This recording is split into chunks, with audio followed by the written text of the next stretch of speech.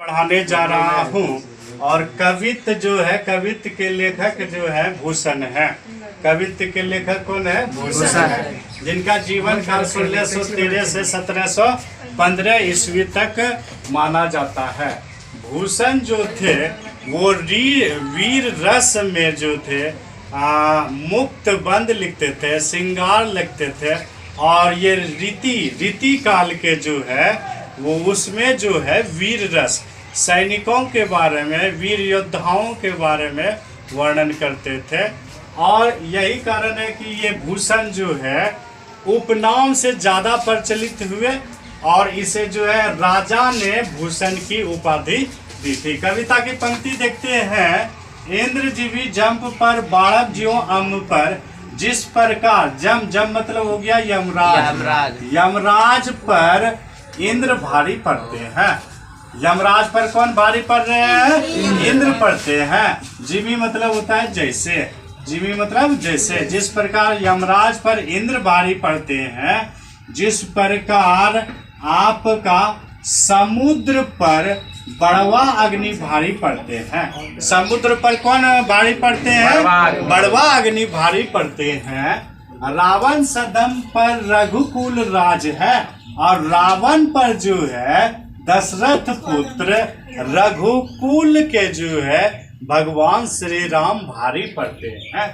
कौन भारी? वहां पर शंभु रतिना पर पौन, और जो है पौन मतलब हो गया पवन, बारी वाह पर बादल, बारी वाह मतलब बादल, बादल पर कौन भारी पड़ते हैं?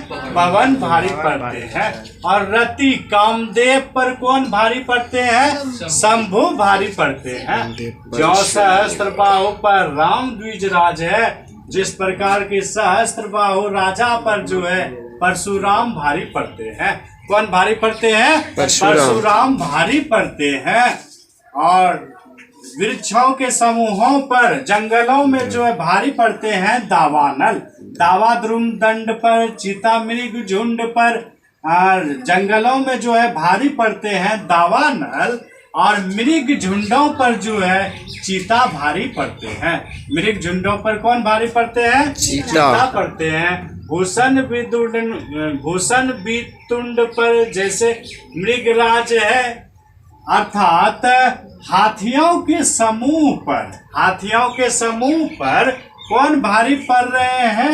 मृगराज। मृगराज मतलब हो गया सिंह। मृगराज मतलब क्या हो गया बच्चों? सिंह। हाथियों के समूह पर, भले ही हाथी का शरीर भारी भरकम हो, लेकिन उस पर जो है भारी पड़ रहे हैं, सिंह भारी पड़ते हैं। जिस प्रकार तम मतलब अंधकार, अंधकार पर प्रकाश भारी पड़ते हैं।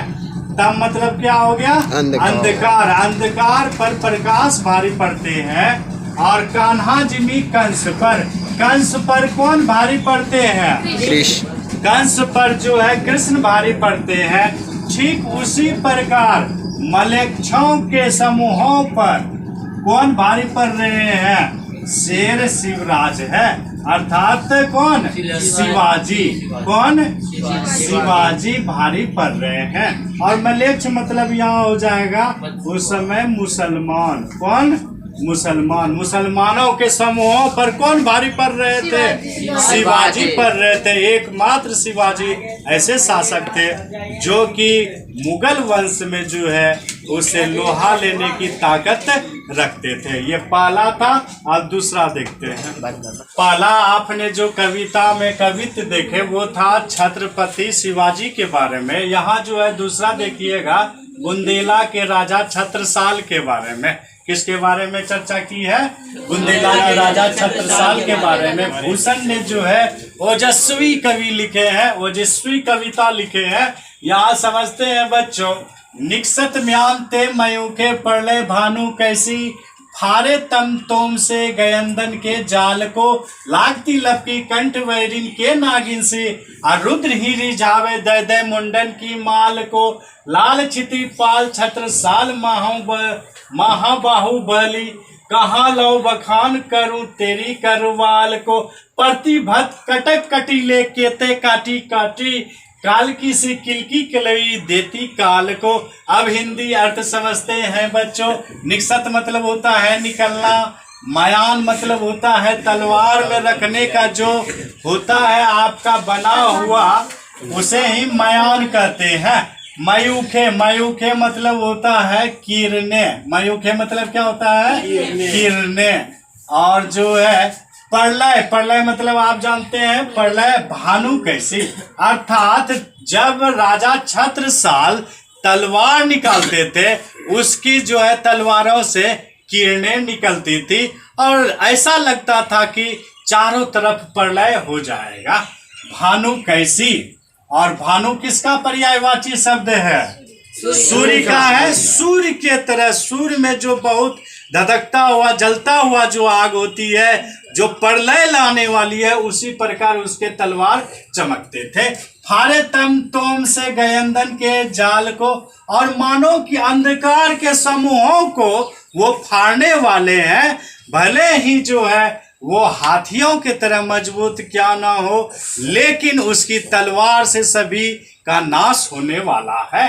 लागती लपकी कंठ बैरिन के नागिन सी, लग रहे हैं कि वो जो है उसकी तलवार लग रही है, लपक रही है कंठ बैरिन के नागिन सी। बैरिन मतलब हो गया बैरी, शत्रुओं के ऊपर जो है लपक रहे हैं और चल रहे हैं नागिन के तरह उसकी तलवार। रुद्र ही रिझावे दे दे मुंडन की माल को, और शत्रुओं का जो है वो विनाश कर रहे हैं, नागिन के तरह उसकी तलवार चल रही है। और शत्रुओं को जब ये संहार करते हैं इस समय वो रुद्र के रूप में लगते हैं। भगवान शिव का जो है भयंकर रूप, मानो कि तीसरा नेत्र खुल गया हो। और जैसे ही तीसरा नेत्र खुलते हैं, वो जिस प्रकार की कामदेव को जला दिए थे, ठीक उसी प्रकार शत्रुओं का ये विनाश कर रहे हैं। रुद्री रिजावे दे दे मुंडन की माल को, शत्रुओं के सर को जो है धड़ से अलग कर रहे हैं। लाल चिति पाल छत्रसाल महाबाहुबली, और चारों तरफ जो है आकाश जो है, धरती जो है, पृथ्वी जो है लाल रंगों से जो है युक्त हो गई है। और किस राजा के बारे में है? तो छत्रसाल, यहाँ स्पष्ट है छत्रसाल। और छत्रसाल क्या है? महाबाहुबली है। बाहुबली नहीं, उसमें भी प्रविशेषण है, महाबाहुबली है। अर्थात उसकी भुजाओं में जो है ताकत है। कहाँ लाओ बखान करूं तेरी करवाल को। कवि कहते हैं, भूषण कहते हैं, मैं कैसे वर्णन करूं तेरी तलवार को।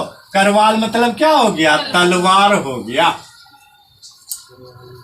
प्रतिभत कटक कटीले केते काटी काटी, कटक कटीले केते काटी काटी, इसमें को का अनुप्रास है बच्चों। और ये जो है काट रहे हैं, योद्धाओं के समूहों को जो है क्या कर रहे हैं? काट रहे हैं, उसके सरों को काट रहे हैं। मानो कि कालिका सी किलकी कलेयु देती काल को, मानो कि अभी जो है प्रचंड रूप, उग्र रूप काली माँ के तरह वो धारण कर लिए हैं। और सभी के सरों को धड़ से अलग करने के बाद ये जो है काल को कलेयु दे रहे हैं। और कलेयु मतलब होता है भोजन। शत्रुओं का विनाश करके जो है काल को क्या दे रहे हैं? भोजन दे रहे हैं। इस प्रकार दो कविता भूषण का बहुत ही ओजमयी कविता है। एक जो है शिवाजी पर है तो दूसरा छत्रसाल पर है, जिसके दरबार में ये रहते थे।